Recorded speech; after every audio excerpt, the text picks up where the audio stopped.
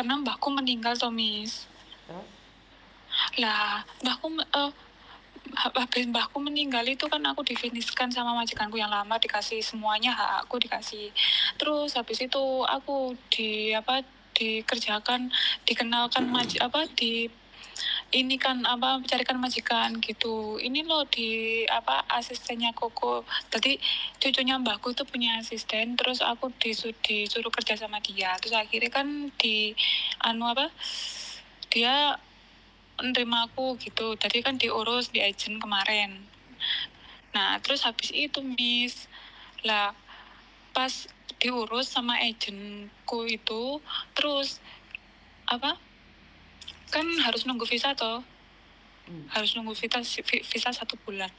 Lah, aku tuh mau ke boarding aja. Katanya nggak usah, kamu kerja di rumah. Lah, kan setat aku keluar dari majikan lama itu kemarin tanggal Maret tanggal 30 Maret. Lah tanggal 31-nya itu aku udah di majikan yang ini. Tapi kan masalahnya visa aku belum turun, Miss.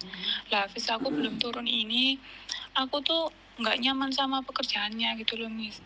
Soalnya semua orang di sini itu nyuruhnya itu kan intinya pekerjaannya nggak enak gitu loh, Miss. Ya semua pekerjaan nggak enak, saya tahu. Cuman yang ini tuh parah banget. Jobku jaga anak, tapi anaknya itu kan kalau ada kan nakal tuh Miss. Jadi kalau saya kasih tahu itu dimarahi sama majikan. Apa-apa tapi suruh sendiri, makannya nggak habis ini. Yang dimarahi itu saya. Tapi saya kalau misalkan sama anaknya itu, ayo cepet ayo maman sih aku juga nggak pernah nyentak, nggak pernah apa, tapi saya tuh selalu ditegur gitu loh, orang usah nyusu gitu, orang ini gitu. Terus pokoknya intinya salah anakku nakal banget loh Miss. Tapi ya aku ya sabar aja, nggak pernah bentak, nggak pernah apa.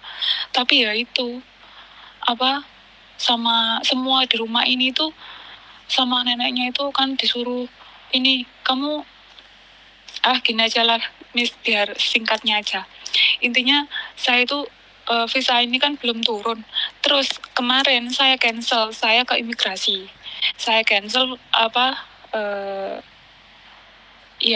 pengajuan visa dan sebagainya itu saya cancel. Sudah di-approve sama imigrasi. Lah otomatis kan yang saya tahu kan katanya kalau kayak saya cancel itu kan saya ganti uang ke agent yang medikal pengurusan dokumen. Ini kok enggak gitu loh. Kok majikan aku minta aku 6.000 gitu, Miss. Kamu sekarang posisinya sudah keluar dari rumahmu yang part-time itu? Aku ditahan, Miss, nggak boleh keluar nih, Miss. Aku bingung. Aku mau cari majikan gimana, mau keluar gimana. Wong statusku di imigrasi loh, aku finish.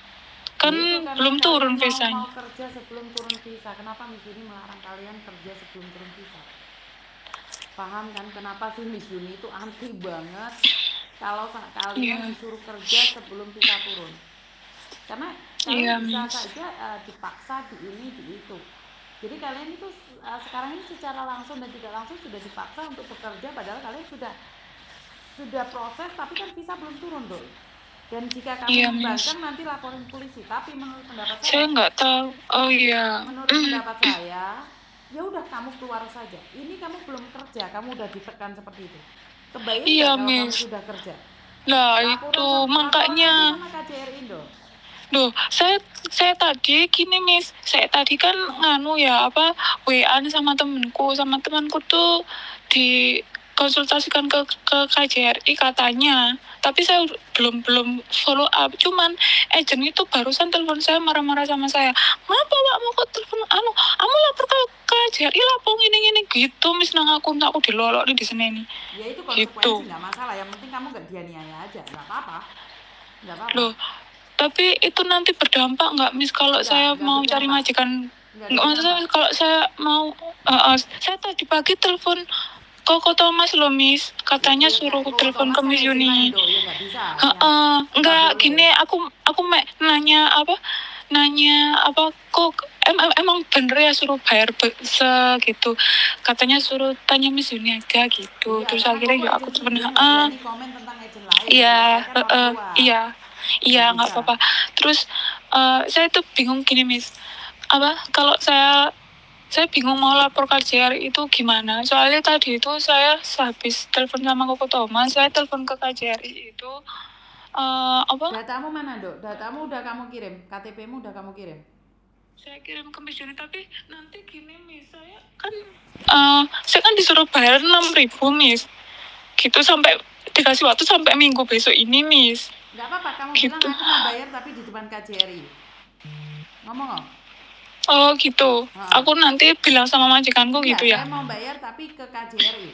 Karena setahu saya di KJRI nggak boleh bayar 6.000. Lebih dari 10% terus nggak boleh kok bayar 6.000. Barusan itu saya juga dibentak sama, maksudnya ya dimarah-marahi sama agent katanya gini, kamu lapor nang KJRI iki mang lho, aku kan yo kaget yo Miss yo. Terus habis itu kok gini, iki mang kancaku WA aku jarene ono laporan arek iki dengan data iki laporan nang KJRI gitu. Mungkin itu teman saya Miss, mungkin saya juga nggak tahu, saya belum lapor soalnya. Terus awakmu lapor ngono, terus awakmu iki iki kancaku sing bagian ngecopne iki iki mang ngomong nang aku jarene iki arek iki tuh golek goro-goro iki gitu loh. Apa lu, saya nggak ngerti, saya takut tuh Miss. Iya, kalau kamu takut jangan lapor, kalau kamu lapor jangan takut. Duh, saya bukan takutnya apa, sebenarnya saya tuh takutnya bukan takut yang gimana-gimana. Aku takutnya nanti berdampak saya nggak bisa cari majikan lagi gitu loh. Misalnya ya kan dia agentmu sama majikanmu ngancam, kamu disuruh bayar 6.000. Kalau kamu nggak lapor KJRI, lapornya kemana, Dok? Lah iya, tapi saya bisa kan Miss cari majikan baru Miss. Ya bisa. Saya soalnya masih pengen kerja loh Miss. Kayak ngancam saya, katanya tuh saya tuh nanti kamu akan ribet cari majikan gitu kalau saya nggak nuruti dia gitu Miss. Saya takutnya itu berdampak gitu, soalnya saya masih pengen kerja gitu loh Miss. Nggak ada hubungannya. Ini sekarang saya laporkan, mana KTP-mu? Saya laporkan langsung ke atasannya. Oh iya, boleh Miss. Ini saya tadi juga telepon suami, saya suruh carikan uang loh Miss. Nggak usah. Kenapa kalau kamu nyari uang? Ya katanya kan suruh bayar gitu sama ke agent, suruh transfer gitu loh Miss. Kamu bilang aja kamu mau bayar nanti di depan KJRI saja. Karena kamu finish kontrak, Dok. Iya, aku kemarin tuh finish Miss, dataku, dokumenku tak semua ini. Kalau dikasih resign record baik sama majikan aku kemarin itu juga saya simpan. Ibu KJRI, sebentar. Sebentar Dok, jangan nangis dulu. Izin Ibu. Itu nomornya saya kasihkan Ibu, mungkin Ibu langsung hubungi dia karena dia disuruh bayar loh Bu. Suruh bayar 6.000. Terus sekarang itu dia makanya saya bingung nih. Dan dia ditekan-tekan karena dia kan finish kontrak. Dia tuh mau cari majikan lain, cari agent lain, nggak boleh Bu. Dipaksa kerja di rumah majikan yang satunya. Suruh bayar dulu. Visa belum turun, suruh kerja, dan sekarang dia suruh bayar 6.000 ke majikan dan agent, Bu. Oh, sudah diproses renewalnya maksudnya? Bukan, ke majikan lain, bukan renewal. Ke majikan lain, Bu. Oh, udah turun? Belum. Visa belum turun tapi disuruh kerja. Makanya terus tadi dia temennya komplain ke KJRI menembusin agennya. Malah ditelepon, dimaki-maki sama agennya, Bu. Dia semakin takut ini. Dia ke kantor. Enggak, dia enggak kantor, temennya yang melaporkan Ibu. Mungkin Ibu komunikasi langsung aja sama anaknya. Ini anaknya di sebelah, saya matikan teleponnya. Mbak, matiin teleponnya, Ibu KJRI telepon kamu. Ayo wes. Lagi-lagi hanya menjadi perantara saja. Jadi paham ya nyampe di sini ya teman-teman ya. Karena memang kehadiran Miss Yuni itu sebagai perantara, nggak ada VIP-nya juga. Jadi jangan sampai gagal paham mengatakan bahwa Yuni itu sombong banget karena ada dekengannya. Iya, dekengannya buat kalian juga gitu loh. Saya tuh bukan agent, bukan PT, saya bukan bagian penempatan. Kalau bisa dibilang penasehat gitu.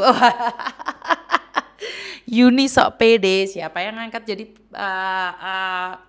penasehat. Tetapi saya cuma ingin mengingatkan karena mungkin garis hidup saya yang sengsara zaman dahulu kala, dan saya tidak ingin kalian merasakan hal yang sama karena melakukan hal yang sama, kesalahan yang sama di waktu yang berbeda.